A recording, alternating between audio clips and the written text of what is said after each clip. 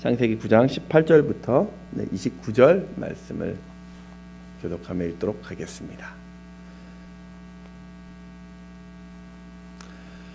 방주에서 나온 노아의 아들들은 셈과 함과 야벳이며 함은 가나안의 아버지라. 노아의 이세. 노아가 농사를 시작하여 포도나무를 심었더니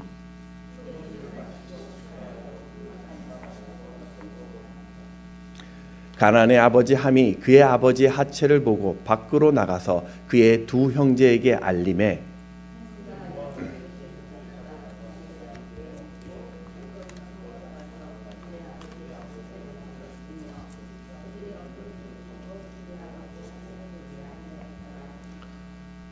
노아가 술이 깨어 그의 작은 아들이 자기에게 행한 일을 알고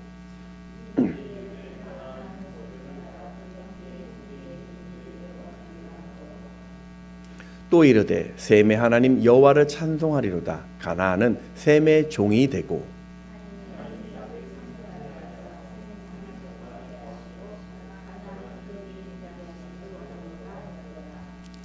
홍수 후 노아가 350년을 살았고 그의 나이가 952세가 되어 죽었더라. 아멘. 네, 오늘 오신 여러분 환영하고 또 축복합니다. 늘 우리는 부모님을 공경하고 또 이 자녀들을 사랑하지만 이렇게 또 어버이 주일을 맞이해서 다시 한번 하나님께서 우리에게 주신 이 마음들을 살피는 시간들이 되었으면 좋겠습니다. 재밌는 예화를 하나 들겠습니다. 한 장성한 우리 청년이 이제 군대를 가게 되었습니다. 아들을 이 훈련소에 보내놓고 날마다 이 엄마가 마음을 졸이고 있는데 이 훈련소에서 편지를 한 통 받습니다. 아들이 열심히 해서 이 훈련을 다 마쳤고 이제 퇴소식이 이렇게 되어져 있습니다. 그 퇴소식에 참석하라는 통지서였습니다. 그날만 이 손꼽아 기다렸던 어머니 드디어 훈련소에 가게 되었는데 이 수많은 사람들이 똑같은 군복을 입고 또 모자를 쓰고 있으니까 누가 누군지 잘 모르겠더라는 겁니다.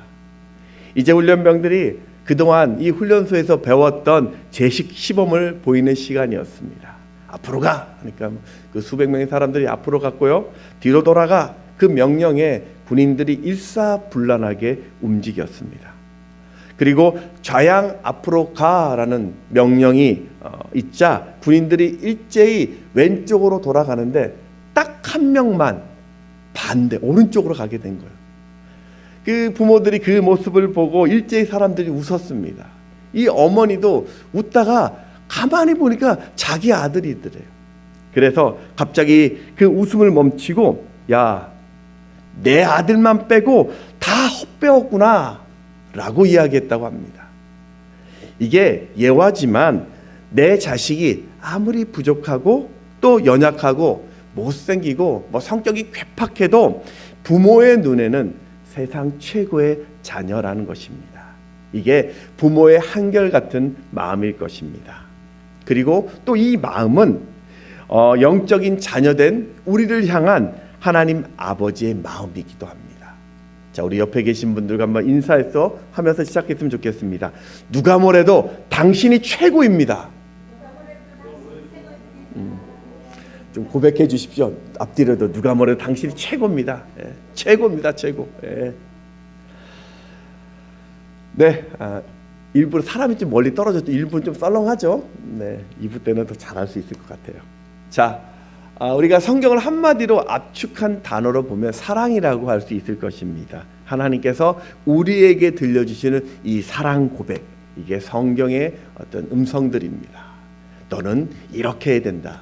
너는 이렇게 내가 도와줄 것이다. 너 걱정하지 말아라.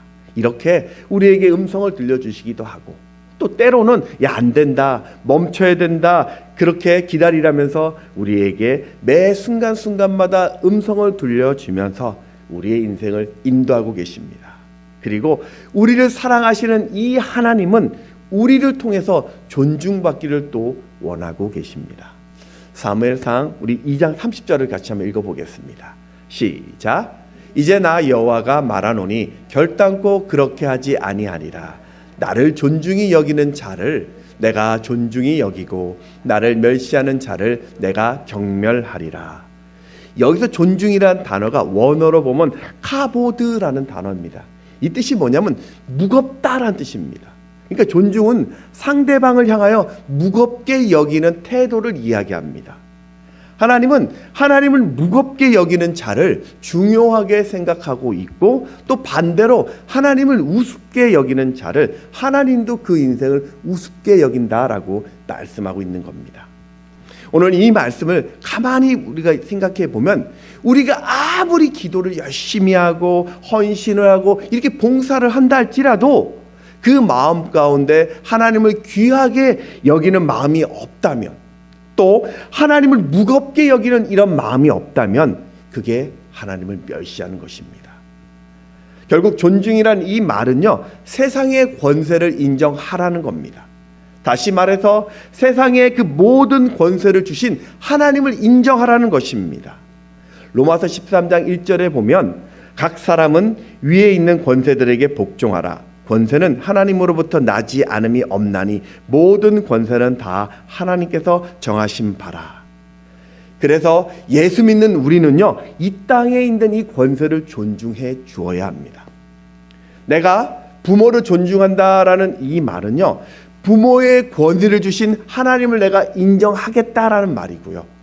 내가 스승을 존중한다라는 말은요, 스승의 권위를 주신 하나님을 인정하면서 스승을 바라보는 것이고요. 내가 주변에 있는 사람들을 존중한다라는 그 말은 그 사람을 내 곁에 두신 하나님을 무겁게 인정하겠다라는 말이 존중이라는 것입니다. 자, 그렇다면 우리는 이 존중을 어디서 배울 수 있을까요? 네, 바로 가정에서부터입니다. 창세기 9장에 보면 이 인류 대홍수 이후에 남은 이 노아의 가정을 통해서 새로운 세상이 시작됩니다. 하나님은 그들에게 복을 주시고 다시 번성의 축복을 약속하셨습니다. 오늘 9장 1절을 같이 한번 읽어보겠습니다. 시작. 하나님이 노아와 그 아들들에게 복을 주시며 그들에게 이르시되 생육하고 번성하여 땅에 충만하라. 그러던 어느 날 노아는 포도를 수확하고 포도주를 먹고 취하게 됩니다. 오늘 20절 21절을 같이 한번 읽겠습니다. 시작. 노아가 농사를 시작하여 포도나무를 심었더니 포도주를 마시고 취하여 그 장막 안에서 벌거벗은지라. 여기서 취한다라는 뜻이 원어로 보면요, 그 잔뜩 마신다라는 뜻입니다. 지금 노아는 포도주를 잔뜩 마셔서 인사불성이 되었습니다. 여러분, 성경이 왜 술에 대해서 부정적이냐면요, 이런 술의 위험성이 있기 때문입니다. 어떤 분들은 성경에는 술 취하지 말라고 했지 뭐 술 마시지 말라는 말씀 없다. 아니, 내가 집에서 마시고 좀 취했는데 좀 어때? 근데 여러분, 레위기 10장에 보면 포도주나 독주를 마시지 말라는 말씀이 있고요, 잠언서 20장에서도 보면 술에 대한 피해가 무엇인지가 나와 있습니다. 물론 우리가 술 마시는 것 자체를 정죄하지는 않지만 결국 술이라는 것은요, 인간을 취하게 만들고 인간의 이성을 마비시켜서 죄의 유혹에 빠지게 한다는 겁니다. 그리고 단 한 번의 그 실수가 오늘 노아의 가정처럼 술은 치명적인 그런 일들을 벌이게 한다는 것이죠. 때문에 믿는 우리는요, 어떤 이유로든지 술을 멀리해야 합니다. 여러분, 왠지 그럴 때가 있죠. 막 술이 생각나. 오늘은 술이 생각나. 막 외롭습니까? 갈등이 일어납니까? 막 후회가 됩니까? 분노가 일어나고 우울감이 생깁니까? 이럴 때 기분 전환이 필요해. 한잔 하자. 아니면은 정말 반가운 사람을 만났습니까? 기분 좋습니까? 이럴 때 즐기자. 한잔 하자. 여러분, 그때가 성령으로 취할 때입니다. 술 취함의 그 아쉬움을요, 기도의 자리에서 성령 취함으로 대신해 보십시오. 충분히, 더 큰 만족을 어디서든 얻게 될 것입니다. 에베소서 5장 18절에 보면은 술 취하지 말라, 이는 방탕한 것이니 오직 성령으로 충만함을 받으라. 노아도 아마 처음에는 가볍게 마셨을 것입니다. 뭐 와인 한 잔 시작했겠죠. 근데 어느 순간에 술에 취해서요, 결국 장막에서 하체를 드러냅니다. 당시 하체를 드러낸다라는 말은요, 수치와 부정을 뜻하는 말입니다. 저는 오늘 이 노아의 치명적인 실수 앞에서 자녀들이 부모를 어떻게 존중했는지, 그 존중이 무엇인지를 두 가지로 살펴보려고 합니다. 첫 번째는요, 부모님을 비난하지 마십시오. 22절을 같이 한번 읽습니다. 시작. 가나안의 아버지 함이 그의 아버지의 하체를 보고 밖으로 나가서 그의 두 형제에게 알림해. 여기서 보다라는 저 단어가 원어에서 보면요, 우연히 본 게 아니라 흥미를 가지고 즐기면서 보았다라는 뜻의 라라는 단어를 씁니다. 그리고 알리다라는 이 뜻은요, 와야 게드라는 이 원어적인 뜻이 뭐냐면요, 의도적으로 누설하다, 의도적으로 배반하다라는 뜻입니다. 지금 이 함은요, 아버지의 하체를 즐기듯이 부정한 마음으로 바라보았고, 또 형제들에게 의도적으로 아버지의 부끄러운 모습을 거리낌 없이 떠들었다라는 겁니다. 이거는 아버지를 향한 조롱이고 멸시입니다. 성경은 이런 함의 모습을 죄라고 이야기한 것이죠. 현대사회, 오늘날 시대 정신이라고 이야기하면 우리는 공평, 정의라고 이야기합니다. 심지어 그 부모의 실수를 공공연하게 알리고 있고요, 부모를 정죄하는 것이요, 정의가 돼버린 시대를 살고 있습니다. 또 부모와 내 의견이 충돌되면 부모를 거부해도 된다라는 것이 오늘 이 시대의 어떤 모습들입니다. 그런 관점에서 본다면 오늘 이 사건은요, 아니 없는 사건을 만들어낸 것도 아닙니다. 그저 자녀가 본 그대로 그 사실을 이야기한 것뿐인데 이게 무슨 잘못이냐는 거예요. 오히려 원인을 제공한 아버지가 문제라는 겁니다. 그 아버지가 술을 취하지 않았으면, 바지만 벗지 않았으면 이런 일이 벌어지지 않았을 것이다. 그런 모든 책임은 아버지의 책임이다. 네, 경건하지 못한 아버지 노아의 어떤 부끄러움도 있습니다. 술 취해서 벌거벗는 그 행동했습니다. 그런데 성경은 왜 노아가 술을 마시고 취했는지 기록되어 있지는 않아요. 어쩌면 세상에 혼자 있지 않습니까? 마음 나눌 친구가 없어서, 아니면은 정말 외로워서, 자녀 양육이 부담되어서, 그것이 아니면 여유가 좀 생겨서, 아니면 삶의 즐거움을 맛보려고 술을 먹었는지도 모르겠습니다. 근데 성경에 보면 묘한 것이요, 하나님이 노아의 실수는 다루지 않고요, 아들의 행동에만 집중하고 있다는 겁니다. 여러분, 노아 대홍수 이후에 노아는요 350년을 더 살다가 950살에 죽습니다. 그런데 이 350년 동안 노아의 사건은 딱 하나, 이거 하나밖에 안 나와요. 생각해 보십시오. 무려 350년에 살았다면요 얼마나 많은 일들이 일어났겠습니까? 성경은 이것을요 절대강조라고 이야기하는데요, 자녀의 모습에 주목하고 있음을요 보여주고 있는 것입니다. 함의 이런 모습에 대해서 성경이 뭐라고 얘기했는지 들어보겠습니다. 출애굽기 21장 15절입니다. 읽습니다. 시작. 아버지나 어머니를 치는 자는 반드시 죽일지니라. 레위기 20장 9절입니다. 시작. 만일 누구든지 자기의 아버지나 어머니를 저주하는 자는 반드시 죽일지니 그가 자기의 아버지나 어머니를 저주하였은즉 그의 피가 자기에게로 돌아가니라. 더 무서운 말씀이 있습니다. 잠언서 30장 17절 말씀입니다. 시작.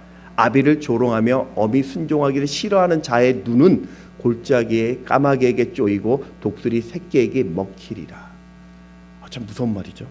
왜 이렇게 심각하게 얘기하냐면요, 그게 마귀가 하는 짓이기 때문에 그래요. 마귀는요 예수 믿는 자들을요 하나님 앞에서 밤낮 참소합니다. 계시록 12장 10절입니다. 읽습니다. 시작. 내가 또 들으니 하늘에 큰 음성이 있어 이르되 이제 우리 하나님의 구원과 능력과 나라와 또 그의 그리스도의 권세가 나타났으니 우리 형제들을 참소하던 자 곧 우리 하나님 앞에서 밤낮 참소하던 자가 쫓겨나고. 이 참소하다는 뜻이 원어로 카테고른이라는 뜻인데요. 이게 뭔 말이냐면요, 헐뜯다, 비방하다, 고소한다라는 부정적인 의도를 이야기합니다. 마귀는 예수 믿는 자들의 실수와 허물을 들춰내서 사람들에게 수치를 당하게 합니다. 마귀는 형제를 비판하고 그를 정죄하면서 그에게서 소망을 빼앗고요, 더불어 나의 도덕적인 우월감을 스스로 드러내게 만듭니다. 지금 함은요, 아버지에 대해 존경심 하나 없이요, 그저 아버지의 수치를 즐기고 있었습니다.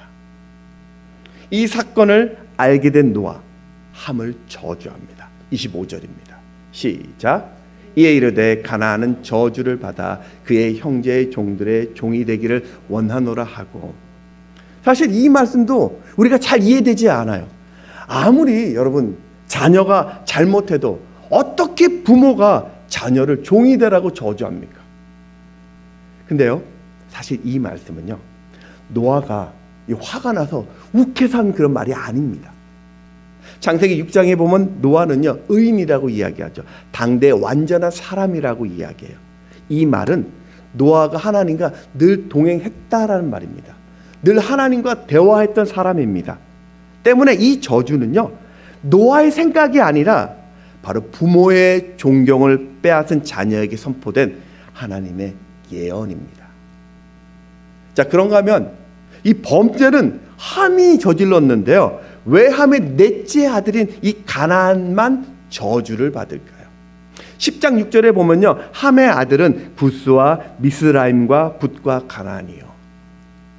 왜 가나안만? 여기에는 여러 가지 학설이 있는데 크게 보면 두 가지 학설로 볼 수 있습니다.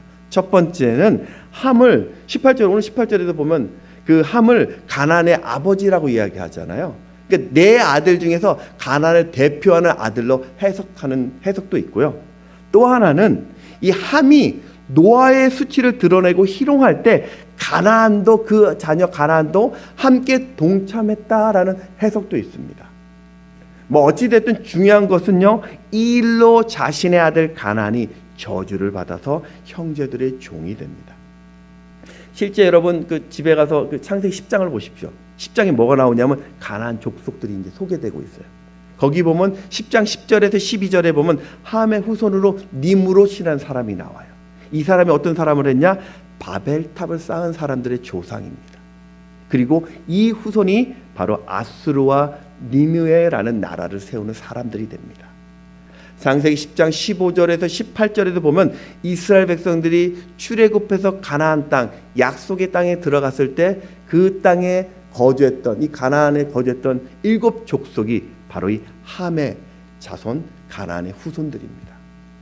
그리고 19절에도 보면 가나안의 경계가 어디까지냐면 소돔과 고모라까지라고 이야기합니다. 결국 함의 자손들은요, 역사적으로 하나님의 심판을 받았고 또 이렇게 망하게 됩니다. 여러분, 하나님과 동행했던 완전한 의인이라고 이야기했던 노아가 이런 실수를 했다라는 이 말은요, 거꾸로 세상에는 허물 없는 사람이 없다는 말입니다. 그건 우리 부모도 마찬가지예요. 세상에 완벽한 부모는 없습니다. 우리 부모는요, 우리보다 먼저 고난을 겪으셨고 먼저 실패하셨고 먼저 살아가는 것 뿐입니다. 그러니 누구든지 죄를 지을 수 있다라는 가능성을 우리는 알아야 합니다. 우리의 부모도 허물이 있고 실수가 있다라는 것을 우리는 인정해야 합니다. 여러분, 이 부모를 존경하라는 이 말은요, 어떤 철학자나 뭐 유명한 교육학자의 말이 아닙니다. 부모를 존경하라는 말은요, 어떤 제안이나 권고도 아닙니다. 지켜도 되고 또 안 지켜도 되는 이런 선택의 문제가 아니라 반드시 지켜야 하는 하나님의 명령입니다. 그러니 부모 존경함에 있어서 그 부모의 허물이나 섭섭함이나 그 죄를 문제 삼지 마십시오. 아버지가 뭘 하십니까? 엄마는 몰라도 돼요. 그렇게 부모님을 멸시하지 마십시오. 부모의 실수를 떠벌리고 다니는 그런 천박한 사람이 되지 마십시오. 우리가 부모를 멸시할 때 그 멸시의 최고의 피해자는 바로 내 자녀가 된다는 것, 잊지 마시기 바랍니다. 자, 두 번째는 교훈은요, 우리가 부모님을 사랑해야 합니다. 23절을 같이 한번 읽어보겠습니다. 시작. 셈과 야벳이 자기들은 그들이 얼굴을 돌이키고 그들의 아버지 하체를 보지 아니하였더라. 이 셈과 야벳은요, 아버지가 하체를 벗고 있다는 사실을 듣고 큰 옷을 들고 뒷걸음쳐 들어가서요, 아버지 하체를 덮습니다. 어깨에 맬 정도로 큰 옷을 가져갔다라는 이 말은요, 아버지의 실수를 완전히 덮겠다라는 의미고요. 또 뒷걸음쳐 들어갔다라는 이 말은요, 아버지의 실수를 보지 않겠다라는 의지입니다. 왜 셈과 야벳은 이렇게 함과 전혀 다른 행동을 했을까요? 그들에게는요, 아버지에 대한 사랑이 있었기 때문입니다. 지금 셈과 야벳은요, 그리고 함의 행동의 이 차이는요, 바로 마음의 동기가 달랐다라는 것이에요. 우리는 누군가를요, 비방하고 멸시하고 조롱하기 위해 하는 그런 행동들과 정말로 사랑해서 하는 행동들이 다르다라는 것을 우리는 알고 있습니다. 지금 함의 행동에는요, 아버지에 대한 사랑이 전혀 없어요. 그저 아버지의 실수를 즐기고 있었을 뿐입니다. 그런데 셈과 야벳은 아버지를 사랑했기 때문에 그 아버지의 수치와 아픔을요, 함께하고 있었던 것입니다. 여러분, 우리가 옳은 것보다 더 중요한 것이 사랑이라고 이야기합니다. 그것이 아무리 옳다 할지라도 사랑이 없으면요, 그것이 정죄나 교만이 될 수 있습니다. 그것이 정말 아무리 옳은 것이라 할지라도요, 사랑이 없다라면요, 오늘 그것은요, 외로움이나 분열로 결과가 나타나게 됩니다. 만약에 어떤 분, 우리는 그런 분은 없겠지만 어떤 분이요, 나는 본대로 말하는 사람이야. 나는 인생의 모토가 솔직이야. 정직해. 나는 거짓말할 수 없어. 그런 분이 계시다 생각해 보십시오. 그런 분이 계셨는데 옆에 계신 우리 권사님을 보고, 권사님 왜 그렇게 폭삭 늙었어요? 왜 그렇게 나이 들어 보입니까? 라고 말한다면요, 이거는 사실을 말하는 게 아니죠. 이건 무례를 말하는 거예요. 만일 정말 그분이 사랑이 있으면요, 권사님 오늘 얼굴이 너무너무 행복해 보여요. 참 좋아요. 이렇게 말하지 않았을까요? 자, 우리 옆에 계신 분들과 이렇게 한번 고백해 주십시오. 당신이 참 좋습니다. 고백하십시오. 고백해 주셔야 됩니다. 나는 안 좋아. 그러면 안 돼요. 다시 한번 하시죠. 시작. 당신이 참 좋습니다. 예, 좋아요. 오늘 여러분, 제가 나갈 때 여러분한테 그렇게 인사할 거예요. 사랑합니다. 사랑합니다. 어쩌면 제가 여러분 허구할지도 몰라요. 저는 허구를 되게 좋아하는, 이성끼리 말고요, 동성을 이야기합니다. 허구 되게 좋아하는 사람입니다. 여러분, 신체 접촉이요, 자녀들도 마찬가지예요. 여러분이 자녀들 안아주는 건요, 자녀들은요, 사랑을 느껴요. 부모들도 마찬가지입니다. 자녀들은 여러분, 오늘 어머니 아버님 한번 안아주세요. 사랑합니다. 그것이요, 정말 인생을 힘이 나게 하는 그 비타민, 바카스보다 더 중요한 비타민이에요. 자, 우리 에베소서 6장 2절 말씀을 같이 읽어보겠습니다. 시작.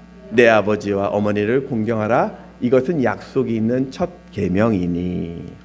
공경하다라는 이 단어가요, 아까 우리가 보았던 존경, 카보드와 똑같은 단어예요. 무겁게 여기다, 위대하다라는 뜻입니다. 그러니까 공경한다라는 이 말은요, 그분을 내가 위대하게 여긴다라는 뜻입니다. 무겁게 여기고 존중한다라는 뜻입니다. 10계명 중에서 인간관계에 대한 첫 계명이 무엇이냐? 바로 부모를 공경하라는 것이죠. 10계명 안에는요, 살인하고 간음하고 도둑질하지 말고 거짓 증거하지 말고 남의 것 빼앗는 것보다 성경은요, 부모를 공경하지 않는 것이 가장 큰 죄라고 말하고 있습니다. 왜요? 왜 그렇습니까? 부모를 공경하는 것이요, 모든 인간관계에 앞서기 때문입니다. 자, 한번 보십시오. 가정은요, 남자와 여자가 부부로 만나서 시작하죠. 그리고 이 부부 사이에서 자녀가 태어나는 것입니다. 자녀가 태어나면서 가장 먼저 만나는 사람이 누구죠? 부모입니다. 가장 먼저 나를 사랑해주는 사람이 누구죠? 부모라는 겁니다. 때문에 우리가 부모가 없다라는 이 말은요, 내가 존재할 수 없다는 말이기도 합니다. 그렇게 나를 존재케 해 주었기 때문에, 나를 사랑해 주셨기 때문에, 나를 만나게 해 주셨기 때문에 진심으로 공경하는 것, 이것이 약속 있는 첫 계명인 것입니다. 무슨 약속입니까? 어떤 약속이요? 이 땅에서 잘되고 장수하는 축복의 약속입니다. 자, 그럼 아버지를 사랑했던 이 셈과 야벳이 하나님으로부터 어떤 축복을 받았을까요? 오늘 26절, 27절을 같이 한번 읽습니다. 시작.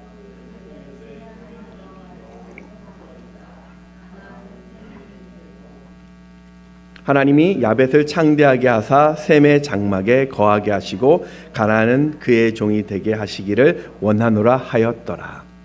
셈은요, 하나님을 찬송하는 축복을 받습니다. 이게 뭐 찬양하는 게 아니고, 이 뜻이 뭐냐면, 오늘 잘 보면요, 하나님을, 셈을 뭐라고 얘기했냐면 셈의 하나님이라고 얘기해요. 오늘 26절 다시 한번 띄워주십시오. 26절 보십시오. 셈의 하나님이라고 하죠. 셈의 하나님 여호와. 전능하신 하나님이요, 지금 셈이라는 한 사람의 특별한 하나님이 되어 주신다라고 이야기하고 있어요.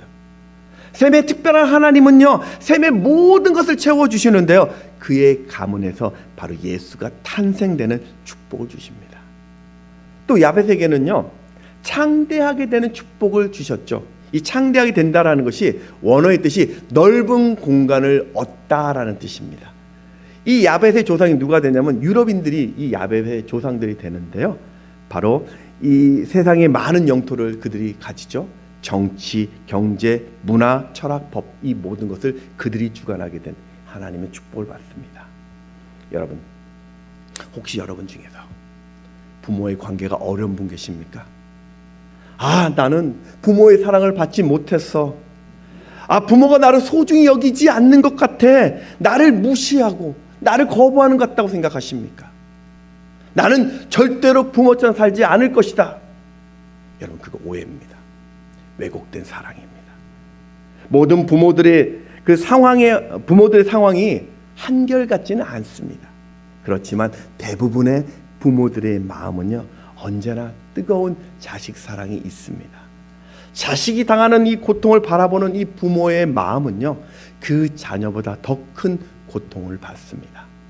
노아도 아마 성경에 나와 있지 않지만 함을 저주한 후에 정말 그는 고통 속에 아마 그 삶을 살았을 것입니다. 그런 말이 있죠. 이 자식이 아프면 이 부모는 차라리 내가 아픈 게 나아, 그런 말을 합니다.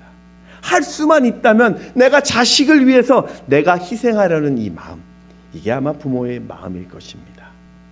그렇게 했는데도 불구하고 부모는요, 늘 자녀에게 못해준 것만 생각해서 그 미안함을 가지고 살아가는 것, 이게 부모의 인생이기도 합니다. 그 5년 전에 퍼스트타임의 스튜디오가 제작한 1리터의 눈물이라는 그 짧은 영상이 있습니다. 이게 어떤 영상이냐면 자녀와 부모가 진솔한 대화를요, 전화로 나누는 영상입니다. 나는 엄마 아빠에게 어떤 자녀일까? 나는 나를 키우면서 부모님 행복한 적이 있었습니까? 또 나의 엄마 아빠로 살아온 인생 힘들지 않았습니까? 자녀들에게 미안한 적이 있었는가라는 질문을 했을 때 부모는요, 한결같이 마음으로 자식을 사랑하고 계셨음을 전해주는 영상입니다. 우리 짧지만 편집했는데요, 이 영상을 같이 한번 보도록 하겠습니다. 예, 필요한 거 있을 때 전화 드리죠. 아니요, 필요할 때만 한 번씩 드립니다. 그렇게 자주는 아닌 것 같고 한 번씩, 한 일주일에 두세 번?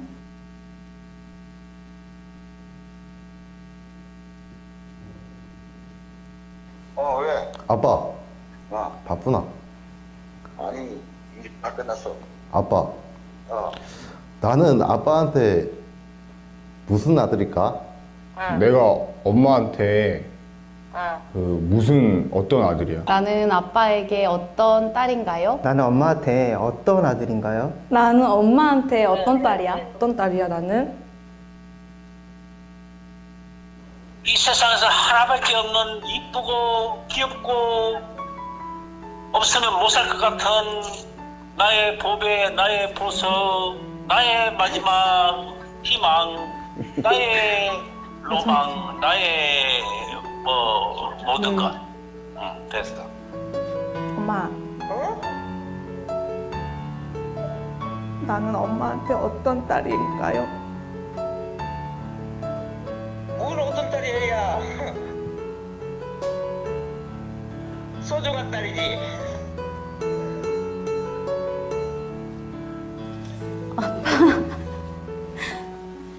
왜? 아빠 있잖아. 응.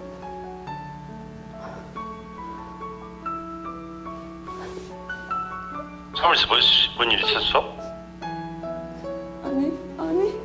그럼. 아빠, 야, 물어보고 싶은 게 있는데 나는 아빠한테 어떤 딸이야? 칠을 입혀서 그러지 왜?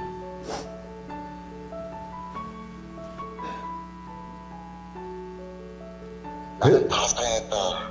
다 행복했다고. 진짜요. 거짓말. 아니야, 나는 그렇지 않아. 나를 키우면서 가장 행복했던 순간이 언제야? 지금 뭐 행복해. 네가 잘 크고 그러니까 행복해지. 나를 키우면서 가장 행복했던 순간이 있어? 당연히 있지. 항상 행복했어. 나 태어났을 지금까지? 때부터 지금까지? 항상 행복했어. 가끔 네가 속을 썩일 때는 좀 속상하기는 했지만 그래도 항상 행복해. 어디서 엄마가 너 같은 딸을 얻겠냐. 절대 힘들지 않았지. 나는 우리 아들이 있어서 행복했지. 지금도 우리 아들이 건강하니 잘하고 있으면 나는 그걸로 감사하게 생각하고 있지. 그래도 그 당시에는 엄마가 또 어려운 환경에서 잘하고 네가 있었기 때문에 뭘 막 하고 집이 안 한 것이 그나마 나한테는 조금 더 내 나름대로 유한을 받았다고 생각하는데 지금 생각하면 내가 그게 미안해. 미안한 적 있지. 언젠데? 없이 살면서 니들 마음대로 못 먹이고 그런 것이 걸리지 뭐. 키울 때는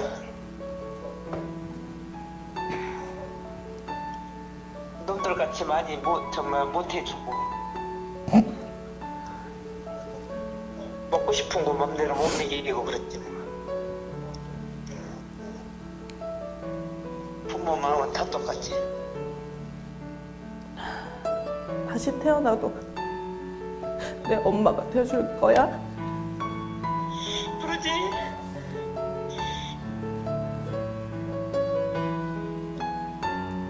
그럼 다시 태어나도 우리 아빠가 될 거야? 당연하지, 슬기서는. 근데 왜 그래? 이유가 뭐야? 그냥 갑자기 생각나서 물어보는 거야. 미쳤어. 내가 너를 지금 요즘보다 더 이쁜지 알잖아. 그러면 엄마는 다시 태어나도 내 엄마로 태어날 거야? 그러지. 왜 그런 얘기 하는 거야? 오늘 갑자기? 그냥 엄마 생각났어. 네, 여러분. 부모가 좀 부족해도요. 순종하십시오. 여러분, 그 실수를 덮고 우리가 부모를 공경해야 됩니다. 그리고 나에게 특별히 잘 해준 것이 없어도 존중하는 것, 자녀의 마음입니다. 아직도 내가 부모를 섬길 수 있는 기회에 있다라는 것에 대해서 감사하시고요. 내가 부모와 함께 할 수 있는 시간 주셔서 우리가 감사해야 되는 것이고요. 나를 태어나게 해주심에 대해서 감사해야 되고요. 나를 키워주신 이 은혜에 감사하십시오. 하나님은 부모 존중을 하나님을 향한 존중으로 보시고 우리들의 가문을 축복이 흐르는 가문으로 만드실 것입니다. 말씀을 정리하겠습니다. 오늘 셈과 야벳 그리고 이 함의 가문은 어떤 차이들이 있었을까요? 실력일까요? 노력입니까? 출생입니까? 아닙니다. 존중이 달랐어요. 셈과 야벳은 그 부모를 존중할 때 그의 가문이 잘 되는 은혜를 받았습니다. 여러분, 하나님이 주신 이 존중의 가치를 깨닫는 사람은요, 이 땅에서 차원 다른 인생을 살게 됩니다. 오늘 설교를 들으시는 분 중에는 부모님도 계시고 자녀분들도 계실 것입니다. 그래서 저는요, 각자 서로를 향한 존중을 좀 실천할 수 있는 사항을 몇 가지 드려보려고 합니다. 먼저 부모 되신 여러분, 좋은 부모가 되어 주십시오. 늘 자녀들이 보면 축복해주는 부모가 되십시오. 믿음의 유산을 물려주는 부모가 되십시오. 무엇보다 존중을 가르치시는 좋은 부모가 되십시오. 그럴 때 자녀들이 축복된 인생을 살게 될 것입니다. 자녀 되신 여러분, 진심으로 부모를 귀히 여기고 존중해 주십시오. 내 생각과 내 뜻이 다르다고 해서 부모님을 좀 비난하지 마십시오. 부모의 그 허물을 내가 좀 덮어주고 사랑으로 부모의 그 말을 경청해 주십시오. 그리고 물질로 존경의 마음을 들이십시오. 여러분, 할 수 있는 한 돈 중에서 노란색 돈이 있습니다. 뭔지 아십니까? 뭐예요? 5만 원짜리. 좀 많이 드리십시오. 많이. 생색만 내지 마시고. 그리고 무엇보다 가장 중요한 거, 자주 사랑한다고, 고맙다는 그 마음을 전하십시오. 내가 부모님 때문에 행복했다고, 내가 부모의 당신의 자녀로 태어나서 내가 자랑스럽다는 그 말을 전해 주십시오. 여러분, 오늘의 날을 있게 한 이 부모님, 영원히 존중받아야 할 분이십니다. 부모님이라는 이 단 한 단어 이유만으로도 카네이션을 닮아난 충분한 자격 있는 분이십니다. 오늘 하나님 주신 이 존중의 가치를 깨달아서 자자손손 이 땅에서 잘되고 장수하는 형통의 은혜를 누리시는 여러분 되시기를 주의 이름으로 축원합니다. 우리 오늘은 우리 찬양은 아닌데 우리